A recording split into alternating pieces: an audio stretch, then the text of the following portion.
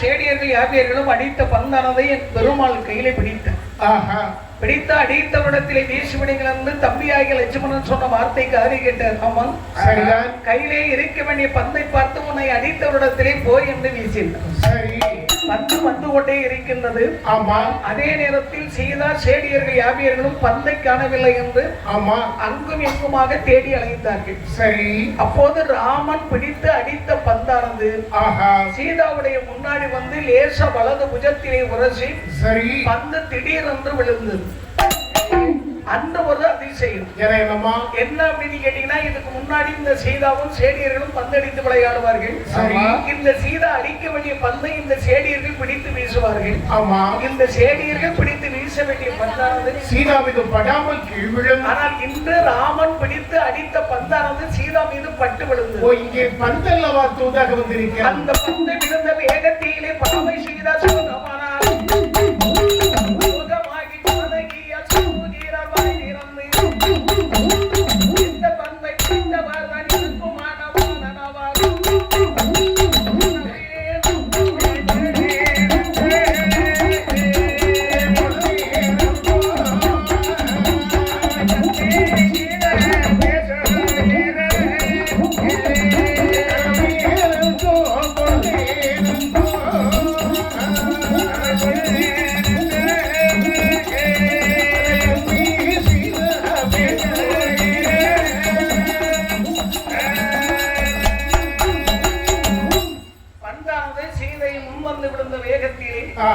சீதா மயங்கி சேடியர்களை பார்த்து சொன்னார், நீங்கள் 60 பேர் பிடிக்க முடியாத பந்தை யாரோ ஒருவர் பிடித்து வைத்திருக்கிறார்கள். சரி, உங்கள் 60 பேருக்கும் இல்லாத ஒரு வீரம், ஒரு வீரம் பொருந்திய ஆண்மகனுக்குத்தான் இருந்திருக்க வேண்டும். நிச்சயமாக. ஆகவே என் பந்தை எவர் ஒருவர் பிடித்தாரோ அவர்களே என் கணவன், அவர்களே என் மன்னவன், சரி, அவர்களே என் மணவாளன், அவர்களே என் பக்தா, அவர்களே என் 20 30 40 வாய்ப்பாடு சொல்றாங்க.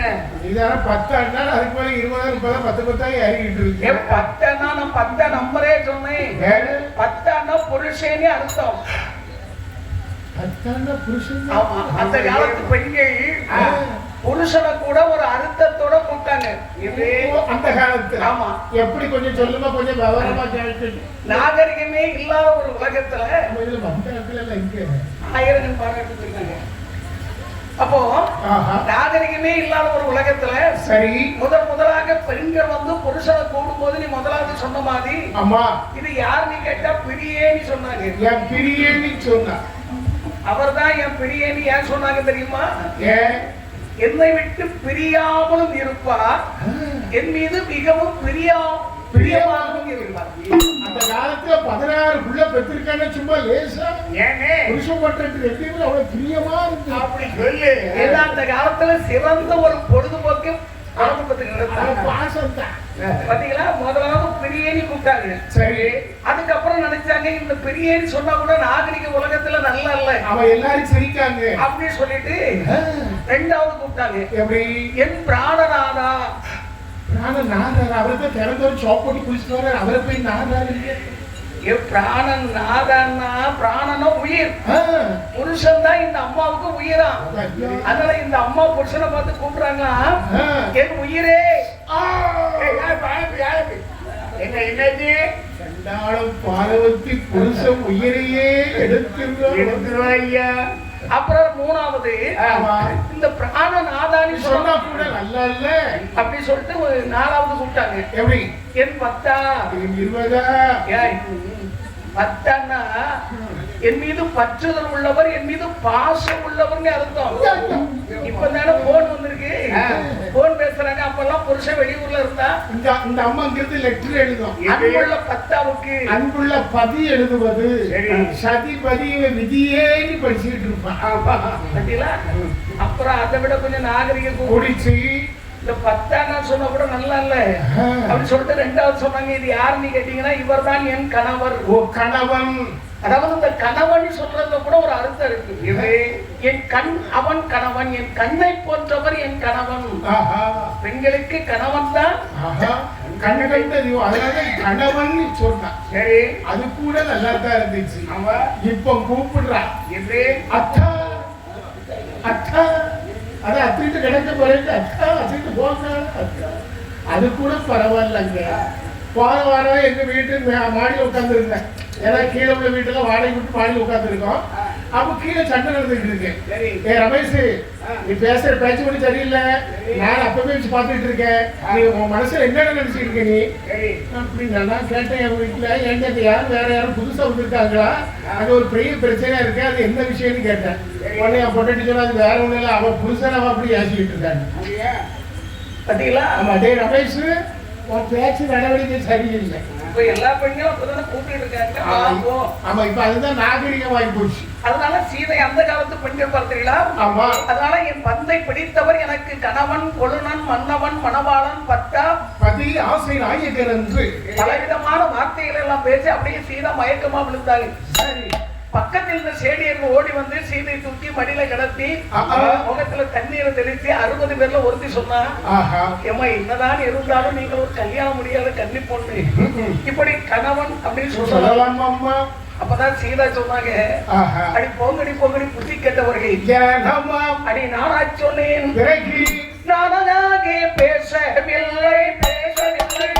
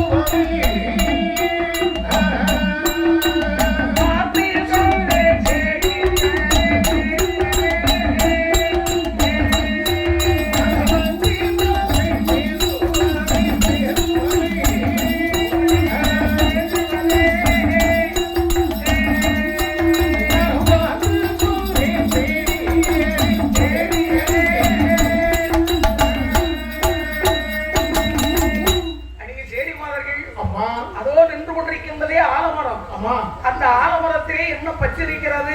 பச்சை தானே, வாழைக்காய் பச்சை, அப்பள பச்சை, மிளகாய் பச்சை, வெங்காய பச்சை, மூட்டை பூச்சி, அதுவா வீட்டுல இருக்கு. முட்டை பச்சை நீ சொல்வது பச்சை, நான் சொல்வது பறவைகள்.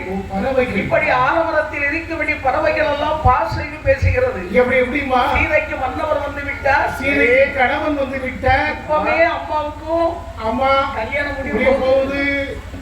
சீதா கல்யாணம் முடிகிற நேரத்திலேயாவது எல்லாரும் அமர்ந்திருந்து கேட்க வச்சீங்களா? அது வரைக்கும் சந்தோஷம்.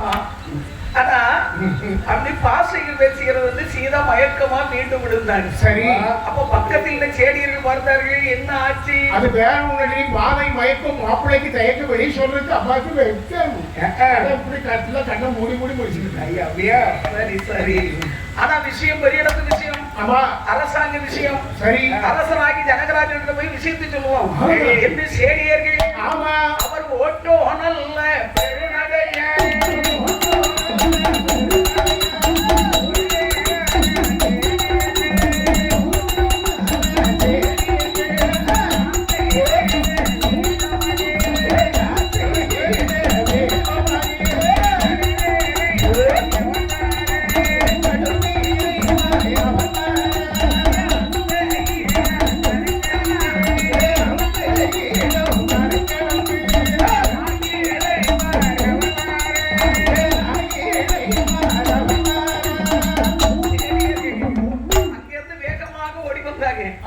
அப்ப ஜனகராஜன் பெண்கள் வேகமா ஓடி வர்றாரு அப்படி சொல்லிட்டு, அடியே சேடி அரசி, அடியே என்னடி வேகமாக ஓடி வருகிறார்? அரசி ஆபத்து, அரசி ஆபத்து ஆபத்து ஆபத்து ஆபத்து ஆபத்து.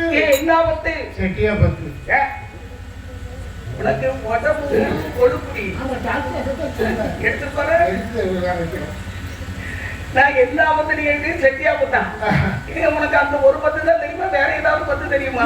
பக்கத்திலே இருக்க படுக்க பத்து, பள்ளி பத்து, ஐநா பத்து, கண்ட பத்து.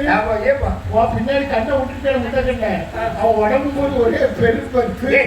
இதெல்லாம் நீ சொல்லாம வந்து எடியா அந்த புறத்தில் இருந்து ஓடி வருகிறாயே, என்ன விஷயம்னு கேட்டேன். அரசை என் மகளாகிய சீதை இளவரசியம்மா 10 அடி மேடையில் மயக்கமாக இருந்தது. என் மகளாகிய சீதை 10 அடி மேடையில் மயக்கமாக விழுந்து விட்டார்.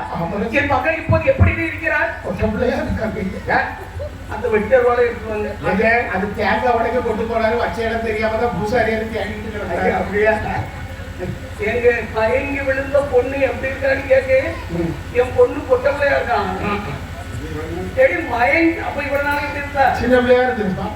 எடி மயக்கமா விழுந்தவை எப்படி இருக்கிறாப்போ? எந்த சுட்டாட்டுக்காரா ஏதாவது பேசுறாளா? ஆமா அரசே, இன்னைக்கு காபி கலர் சோடாலாம் வாங்கி கரெக்டா குடிக்கவே மாட்டேங்குது.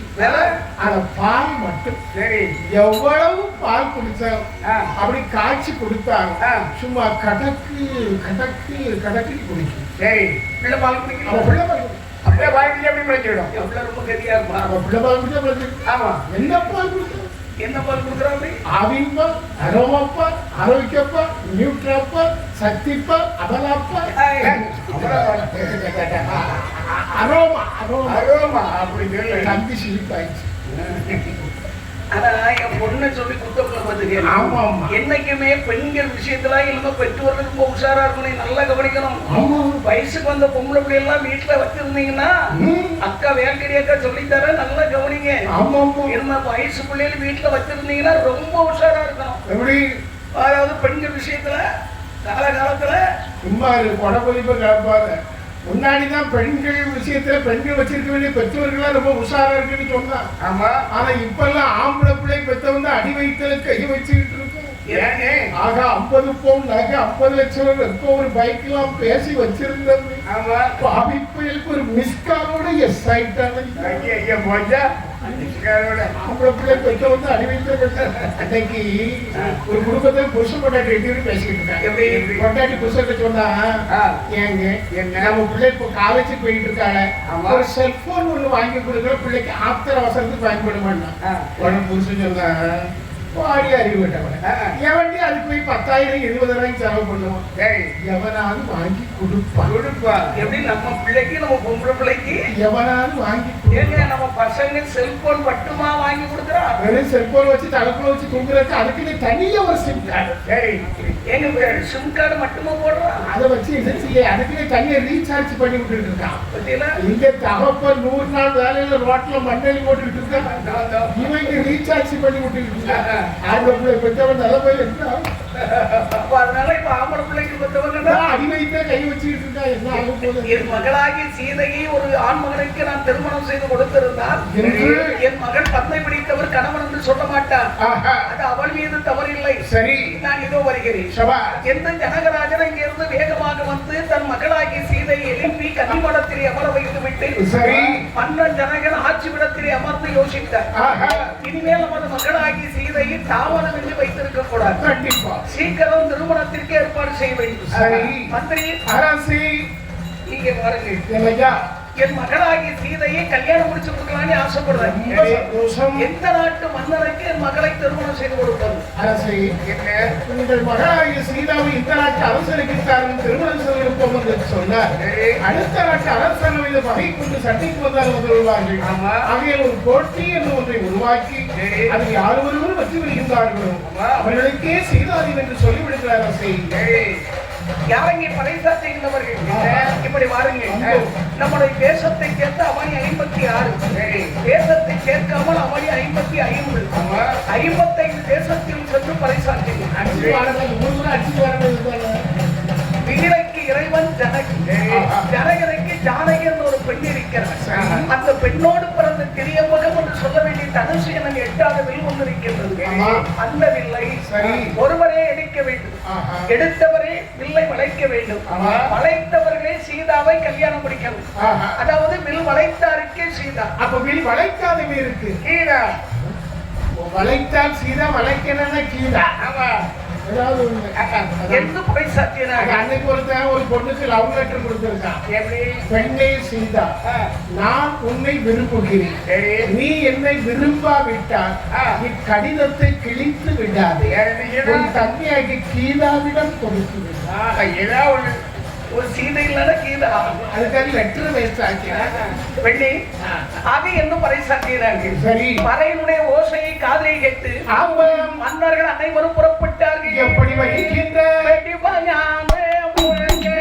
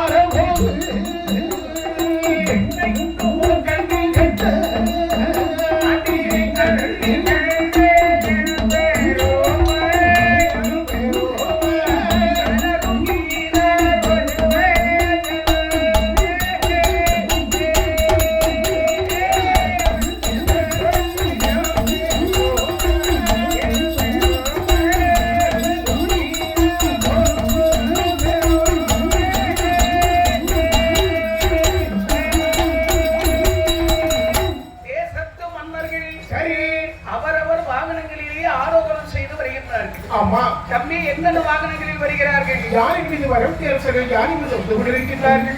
குதிரை மீது வர வேண்டிய அரசர்கள் குதிரை மீது வந்து கொண்டிருக்கின்றார்கள். ஒட்டகத்தின் மீது வர வேண்டிய அரசர்கள் ஒட்டகத்தின் மீது வந்து கொண்டிருக்கின்றார். மராட்டிய தேசத்து அரசர் மட்டும் கோவிலை கலந்து அவர்களுக்கு